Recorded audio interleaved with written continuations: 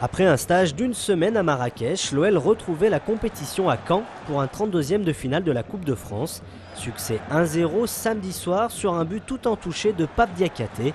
Sans être brillant, Lyon a fait le métier contrairement à d'autres équipes de Ligue 1, éliminées parfois par des clubs de division inférieure. Battus à Caen en championnat au mois d'août, les Lyonnais ont été combatifs et ont mérité cette qualification. En 2010, les hommes de Claude Puel restaient sur 12 matchs sans défaite en Ligue 1. Ils reprennent donc 2011 de la meilleure façon. Le 16e de finale de Coupe de France aura lieu dans 15 jours. Mais avant cela, retour au championnat. Lyon accueille Lorient le samedi 15 janvier.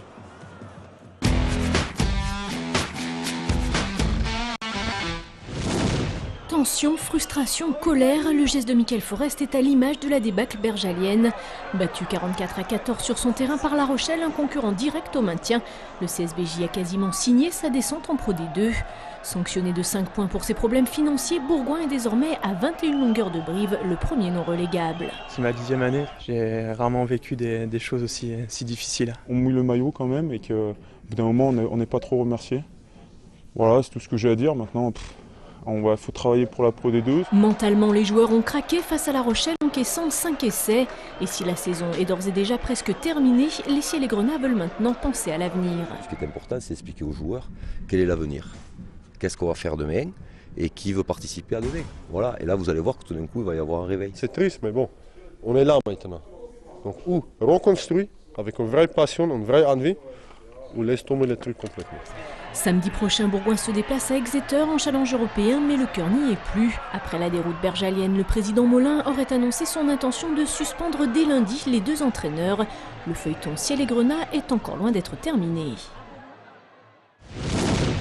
L'Asvel confirme son renouveau en 2011. Après son succès au Havre la semaine passée, la Green Team fait tomber le leader Roanne 77-65 samedi soir à l'Astrobal. Sans André Azizic blessé et Matt Walsh rapidement sorti, les Villeurbanais ont maîtrisé ce derby en s'appuyant sur Devon Jefferson, 20 points et meilleur marqueur du match, et en s'appuyant sur la jeune génération. Les joueurs signent là leur 5e victoire consécutive. Bref, ce n'est plus la même équipe. On commence mieux à se connaître. Au début de la saison, on était une équipe un peu, on était chacun de notre côté, on ne se trouvait pas vraiment. Et avec le temps, l'équipe se construit et on joue mieux ensemble. Malgré l'épidémie de gastro-entérite qui a touché Roanne avant cette rencontre, le leader était bien au complet dans une Astrobal à guichet fermé. La chorale restait même sur 8 victoires consécutives. Ce succès villeurbanais est donc une très bonne opération en vue de la semaine des As en février. Quand on est rigoureux, quand on est sérieux sur nos matchs, on peut battre des équipes. Mais on le sait parce qu'on a battu Beşiktaş qui était d'un très bon niveau. On a battu Emo Farm, même si on ne s'est pas qualifié, mais on a battu Emo Farm qui était un très bon niveau. On sait que des gros matchs, on peut en faire. Ce derby réussit toujours bien à l'Asvel puisque Roanne n'a jamais gagné à l'Astrobal. Prochain match pour les Villeurbanais, déplacement à Limoges ce samedi.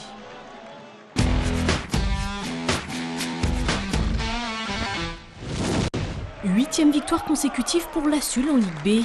Les Lyonnais se sont imposés samedi soir face à Dunkerque 3-7-0. Un score sans appel qui permet aux hommes de Fabrice Chalandard de confirmer leur place de leader et un début de saison plus que réussi. Le groupe a bien fonctionné, on ne s'est pas mis de pression, on a trouvé des automatismes.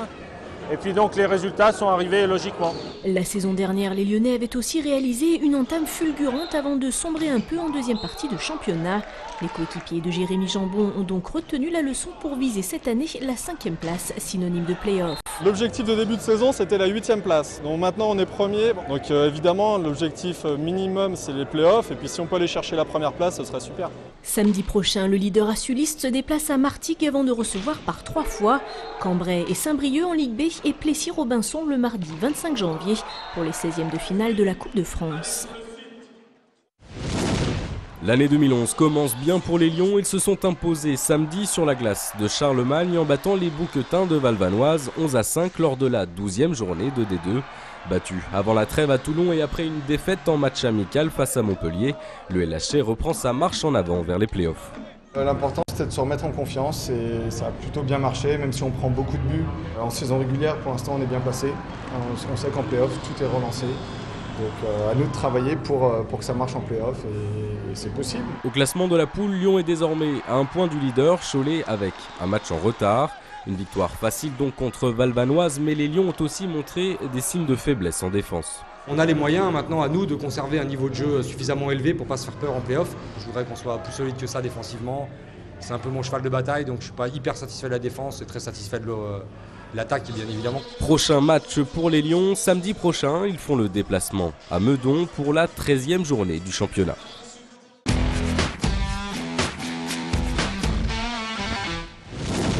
Bon, ça fait 2 ans que je suis là, ça fait 2 ans qu'on vise le podium et j'espère que c'est pas trop tard pour l'avoir. On a fait un début de saison un peu moyen par rapport à l'an dernier. Et si le podium c'est pas gagné, la 4e place est déjà accrochée. Les sauveteurs de Givors l'ont emporté samedi dans leur piscine face à Arras.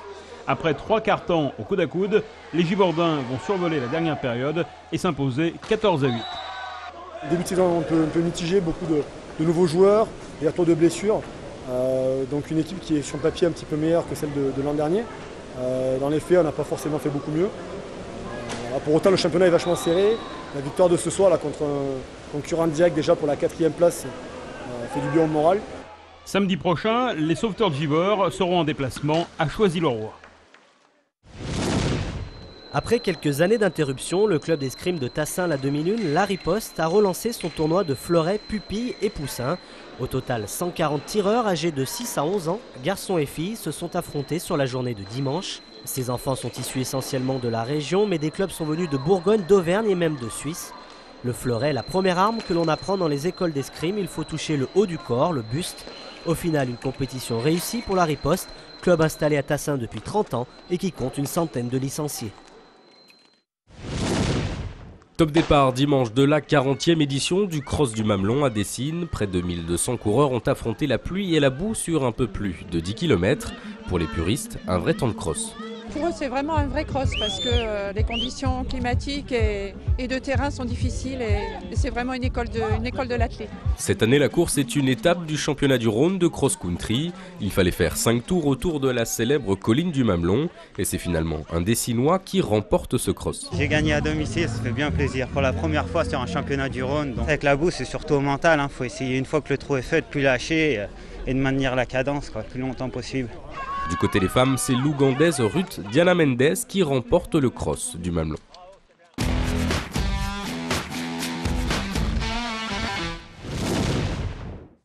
Les rendez-vous sport de la semaine, le 32e de finale de la Coupe de France entre le FC Vaud et Jura Sud qui devait se tenir ce samedi a finalement été reporté à samedi prochain. Coup d'envoi à 18 h au stade Francis Jomard. En rugby, le Loup qui s'est imposé ce week-end 34-16 à Aix-en-Provence accueille Carcassonne samedi à 18 h 30 au stade Vuillermet. Enfin, les filles du Lyon basket féminin, toujours leader après leur victoire à Voiron, reçoivent Grafenstaden samedi à 20 h au gymnase Mado-Bonnet. C'est la fin de cette émission, notez l'adresse mail du Club des Sports. Vous avez maintenant la parole pour le temps additionnel. Vive l'Académie de Bron, vive l'escrime sur TLM. Je voudrais juste faire une petite dédicace à Jordan Ray ou JR, et le sport c'est sur TLM. Je fais une dédicace à mes potes Gapensé, Mathieu Combe et Arnaud Magalon. Une grosse dédicace pour Milan, et n'oubliez pas, le sport, c'est sur TLM. Vive le LHC, Mathieu Reverdin, spécial dédicace, mon cousin. Et le sport, ça se passe sur TLM. Vive la riposte et bonne année sportive sur TLM.